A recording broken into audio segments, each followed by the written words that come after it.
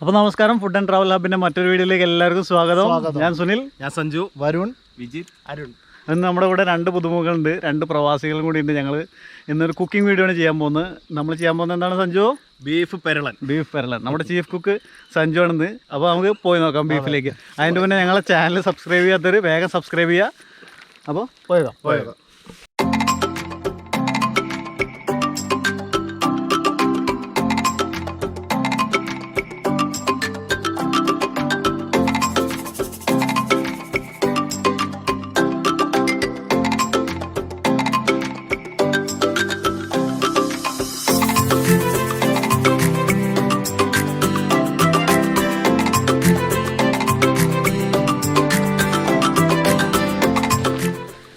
നമ്മളിത് ഉണ്ടാക്കാൻ പോകുന്നത് നമ്മുടെ നാട്ടിൽ തന്നെയാണ്. നാട്ടിലൊരു പറമ്പുണ്ട്. വരുൺ ഇവിടുത്തെ മുതലാളിയാണ്. മുതലാളിയുടെ പറമ്പിലാണ് നമ്മൾ കുക്ക് ചെയ്യാൻ പോകുന്നത് കേട്ടോ. അപ്പോൾ അതിനുള്ള ടാസ്കിലാണ് ഞങ്ങൾ.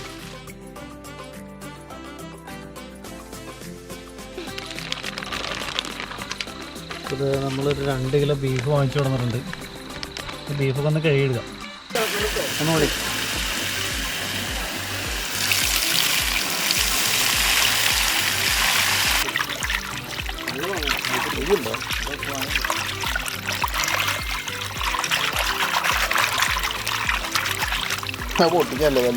ഞാനുണ്ട് ബീജു. ബീഫ് അടിപൊളിയല്ലേ? അടിപൊളിയല്ലേ? ബീഫ് അന്നും ഇന്നും എന്നും അടിപൊളിയല്ലേ? അതല്ല വെച്ച് ഈ ബീഫ് എങ്ങനെയുണ്ട്?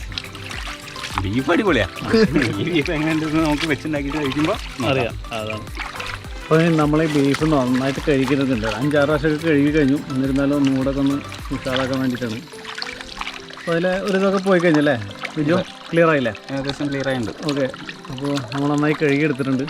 അപ്പോൾ ബീഫൊക്കെ നല്ല വൃത്തിയായിട്ട് കഴുകിയിട്ടുണ്ട്. പിന്നെ നമുക്ക് പെരളൻ ഉണ്ടാക്കുന്നതിന് മുന്നേ നമുക്ക് ആദ്യം ബീഫ് ഒന്ന് മാരിനേറ്റ് ചെയ്ത് വെക്കാനുണ്ട്.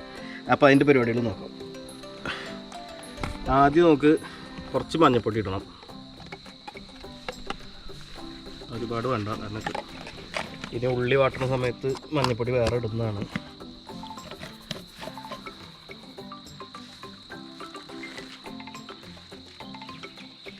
മുളക് പൊടി,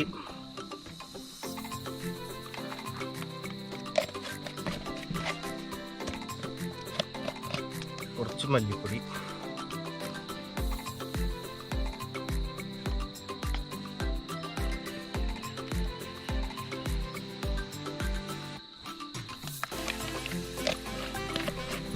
ഇതെല്ലാം കൂടി ഒന്ന് തിരുമ്മി വയ്ക്കാം.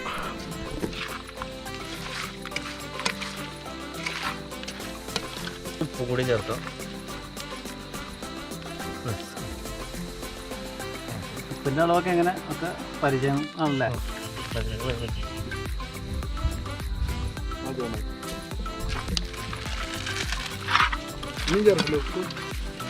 ഇനി നോക്കിയിട്ട് ഇതിപ്പോൾ ഏകദേശം എത്ര നേരം ഇങ്ങനെ മാരിനേറ്റ് ചെയ്ത് വെക്കണം?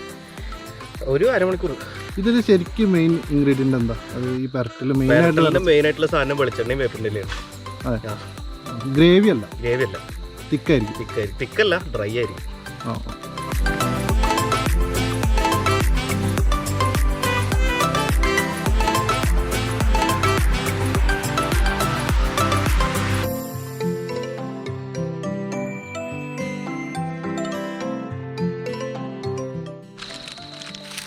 അരണി കത്തിച്ചൂല്ലേ? അതെ.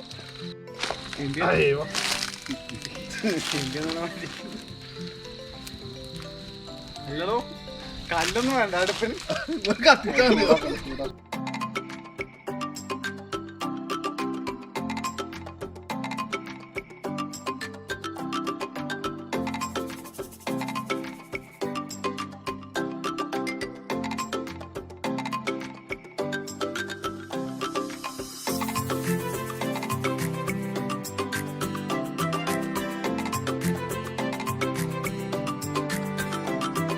അപ്പോൾ അടുപ്പൊക്കെ റെഡി ആയിട്ടുണ്ട്. പാത്രം വെച്ച് പാത്രം ഏതാണ്ട് ചൂടായിട്ടുണ്ട്. അപ്പോൾ നമുക്ക് ആദ്യം നമ്മൾ എണ്ണ ഒഴിക്കാം.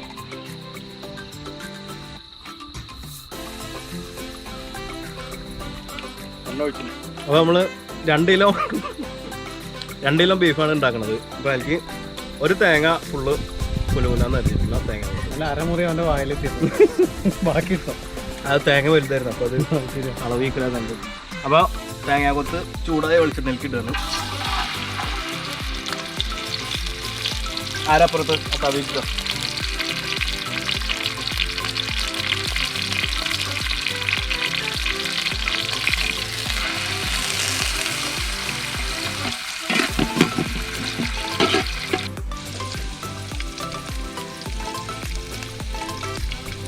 അപ്പോൾ തേങ്ങാക്കൊത്തൊന്നും ഒരുവിധം ക്ലിയർ ആയിട്ടൊന്ന് മൂത്ത് വന്നിട്ടുണ്ട്. അപ്പോൾ നമ്മൾ ഇഞ്ചി വെളുത്തുള്ളി ഇട്ടു.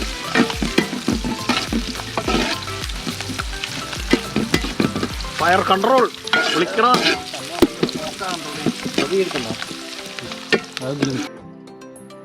അപ്പോൾ നമ്മളിതിൽ ചെറുള്ളി ചേർക്കണം. ഈ ബീഫ് പെരലിലേക്കും ചിക്കൻ പെരലിലേക്കൊക്കെ ചെറിയ ഉള്ളിയാണല്ലോ കൂടുതൽ യൂസ് ചെയ്യല്ലേ? നമുക്കിത് സവാളയായിട്ടും ചെയ്യാം, പക്ഷേ ടേസ്റ്റ് ഉണ്ടാവുക ചെറിയ ഉള്ളിൽ ചെയ്യുമ്പോൾ. ചെറിയ ഉള്ളി ഇതിൽ സവാളൊന്നും ചേർക്കില്ലല്ലോ, ഇത് മാത്രം കംപ്ലീറ്റ് ചെയ്യും. ഇത് സാധാരണ അതിൽ നമ്മൾ തെക്കൻ ജില്ലയിലൊക്കെ ഉള്ള കൂടുതലല്ലേ ഈ പെരളൻ ഡിഷ്? ഹൈ റേഞ്ചിൽ. നമ്മുടെ അവിടേക്ക് അങ്ങനെ ഇല്ല. നമ്മുടെ ബീഫ് ഫ്രൈ, ബീഫ് റോസ്റ്റ് നമ്മളൊന്ന് ഡ്രൈ ഫ്രൈ ആക്കി എടുക്കാറുണ്ട്, പക്ഷേ ഈ പെരളൻ എന്ന് പറയുന്ന പരിപാടി ഇല്ല. അപ്പോൾ നമ്മളിതിലേക്ക് മഞ്ഞപ്പൊടി ചേർക്കാണ് സ്വല്പം, പേരിന് മാത്രം. ഈ മഞ്ഞപ്പൊടി നമ്മുടെ ഭക്ഷണത്തിലുള്ള വിഷാംശങ്ങളൊക്കെ നീക്കം ചെയ്യുന്നതാണ് ഒരു വെപ്പ്. പക്ഷേ ഈ മഞ്ഞപ്പൊടി എന്ന് പറയുന്ന സാധനം നല്ല ഉഗ്രനൊരു വിഷപ്പൊടിയാണ്.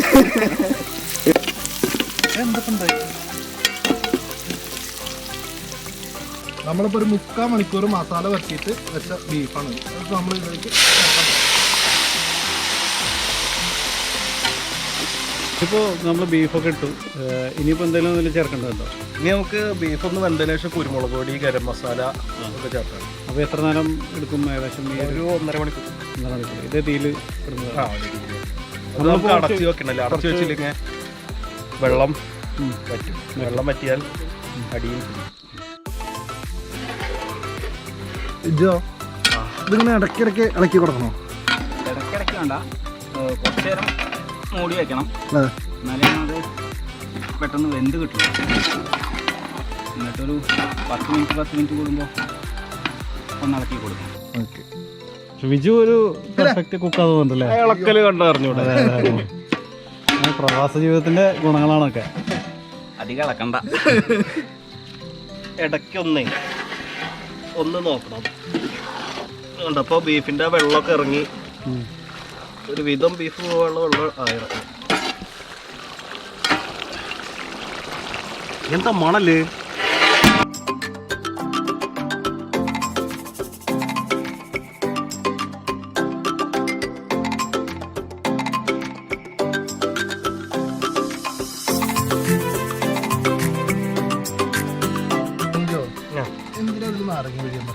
അത് ഒന്ന് ഇറച്ചി സോഫ്റ്റ് ആവുകയും ചെയ്യും, പിന്നെ ചെറിയൊരു പുളിരസം കൂടി കിട്ടും.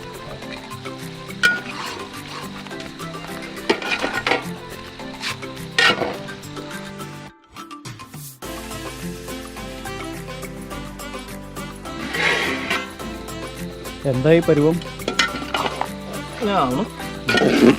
വെള്ളം ഉണ്ടല്ലേ? വറ്റിയിട്ടില്ലല്ലേ?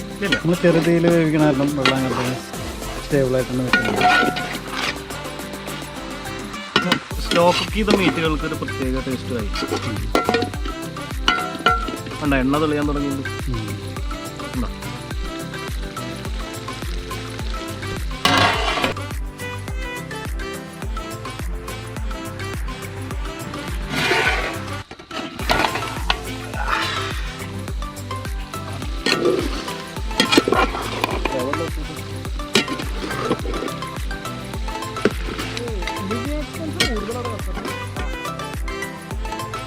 അപ്പോൾ ഏതാണ്ട് അതിൻ്റെ ഫൈനൽ സ്റ്റേജ് ഉണ്ട്. അപ്പോൾ നമുക്ക് കുറച്ച് കുരുമുളക് പൊടി ഇട്ടു.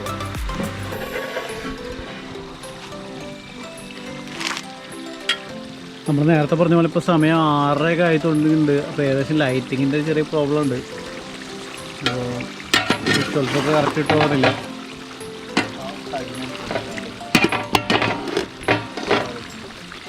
അതെ, നമ്മൾ നേരത്തെ പറഞ്ഞില്ലേ മഴയും മേഘങ്ങളൊക്കെ വന്നിട്ട് ആകെ ലൈറ്റിൻ്റെ ഒരു പ്രശ്നമുണ്ട്. അപ്പോൾ നമ്മുടെ പെരളന് ഏകദേശം ആയിക്കൊണ്ടിരിക്കല്ലോ സഞ്ജു? എന്താണ് ഏതാണ്ടായി? 95% ഇനി അവസാന ഘട്ടം എന്നുള്ളതിലേക്ക് കുറച്ച് ഗരം മസാല.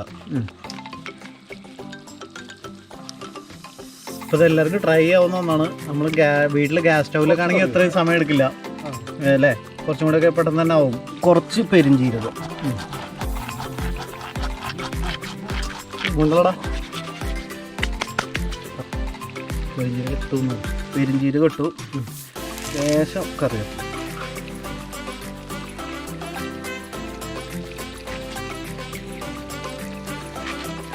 ഒന്ന് മിക്സ് ചെയ്യും.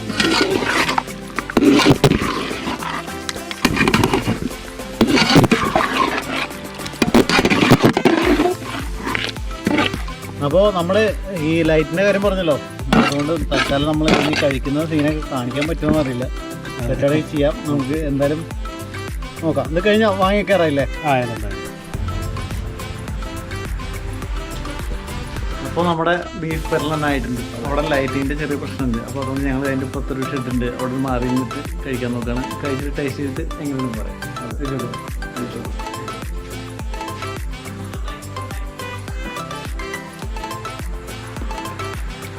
അടിപൊളി സാധനം.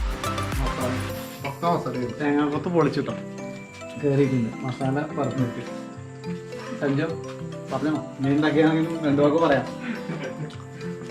സൂപ്പറല്ലേ? സൂപ്പർ. ഒരു മാത്രം ഒരു പൊടി കുറവുണ്ട്, പക്ഷെ നോർമലാണ്. Normal spicy. വീട്ടിലേക്കൊക്കെ പറ്റും, കുട്ടികൾക്ക് കഴിക്കാൻ പറ്റുക. അതെ അതെ, സൂപ്പർ സാധനം. ആ തേങ്ങാക്കൊത്തും അതെല്ലാം ഇട്ട് പൊടിച്ചിട്ടുണ്ട്.